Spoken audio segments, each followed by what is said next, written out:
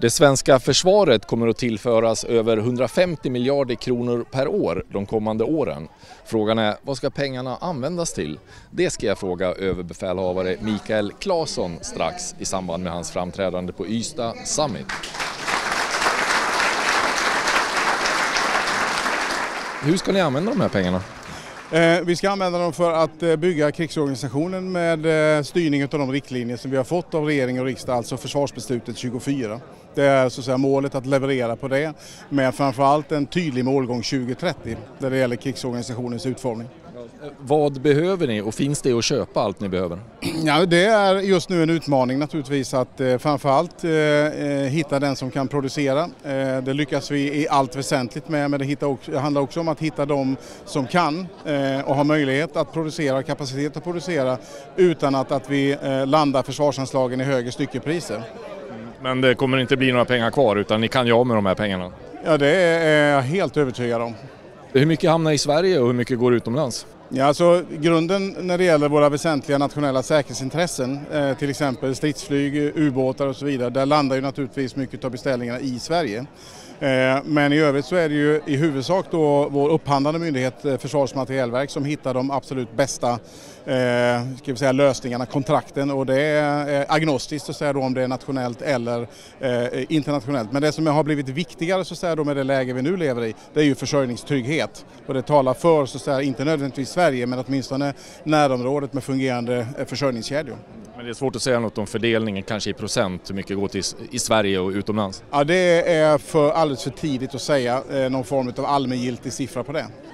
Hur mycket går till rent krigsmateriel och hur mycket går till annat, fastigheter eller vad det nu kan vara? Nej, men alltså, militär förmåga byggs ju i allt väsentligt då på personal, materiel och infrastruktur.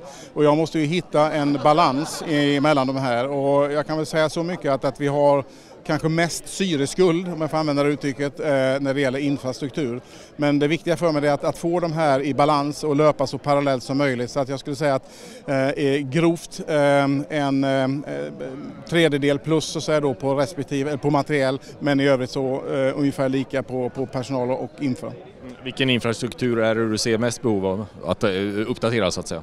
Det är i och med att vi ökar antalet värnpliktiga så är det väldigt mycket kaserner som behöver både renoveras och på vissa ställen byggas nytt.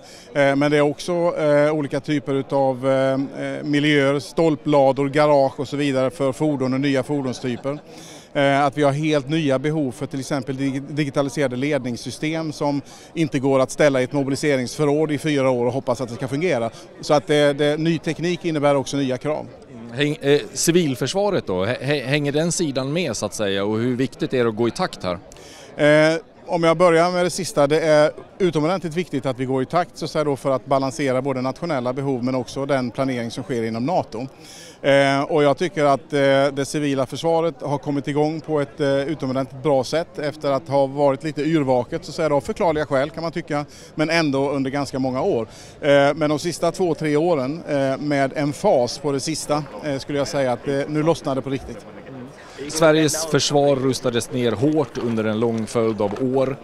Vad betyder det att ni fick det utgångsläget för den här upprustningen som vi är inne i nu?